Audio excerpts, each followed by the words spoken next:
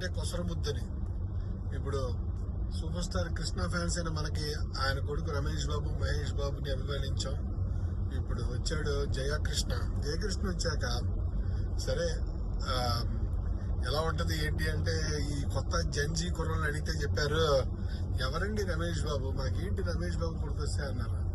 ఎవరయ్యా super star Krishna అని అడిగారు కొంతమంది అయితే. కానీ జయకృష్ణని చూస్తే అతని మనసులో అలాంటి భయాలే ఉన్నట్లేదు. రావడంతోనే ఆ పాట చూసాం, మంగా మంగా సాంగ్ లో ఒక సూపర్ స్టార్ కొడుకు ఎలా యాక్ట్ చేయాలో అలాగే యాక్ట్ చేశాడు. సో ఇప్పుడు జంజీ కుర్రాళ్ళకి సూపర్ స్టార్ కృష్ణ ఎవరో తెలిసినా తెలియకపోయినా ఓకే, ఈ పాట చూస్తే అర్థమైపోద్ది సూపర్ స్టార్ కృష్ణ మనవడు అంటే ఎట్లా చేస్తాడో. అద్భుతంగా ఉంది. అయితే మన మహేష్ బాబు కనపడ్డాడు, కృష్ణ గారు కూడా కనిపించారు, రమేష్ బాబు గారు కూడా కనిపించారు.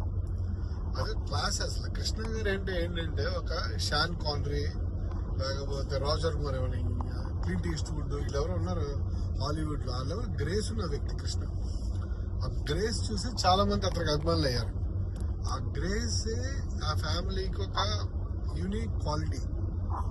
అది మీకు చిరంజీవి గారి క్వాలిటీ వేరే, బాలకృష్ణ గారి క్వాలిటీ వేరే. కృష్ణ గారి అభిమానులు, కృష్ణ గారికి ఎన్ని ఫ్లాప్లు వచ్చినా ఎంత వచ్చినా వాళ్ళ అభిమానులు ఉండిపోవడానికి కారణం దట్ యూనిక్ క్వాలిటీ.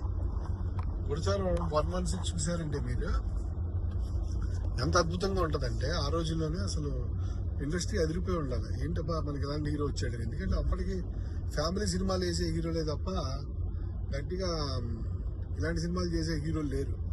సరే ఎనీ కేస్ మన జయకృష్ణ చూడంగానే అందరికి మెసేజ్ పంపించేశాడు, పెద్ద పెద్ద డైరెక్టర్లకి కథలు రాసుకోండి అని చెప్పినట్టుంది. ఇప్పుడు త్రివిక్రమ్ అలవైకుంఠపురం లాంటి సినిమా మన హీరోతో తీయచ్చు. త్రివిక్రమ్ మరి ప్రస్తుతం ఫ్లాప్ లో ఉన్నాడు అనుకోండి. అలాగే తీసుకోవచ్చు, మన పూరి జగన్నాథ్ తీయచ్చు.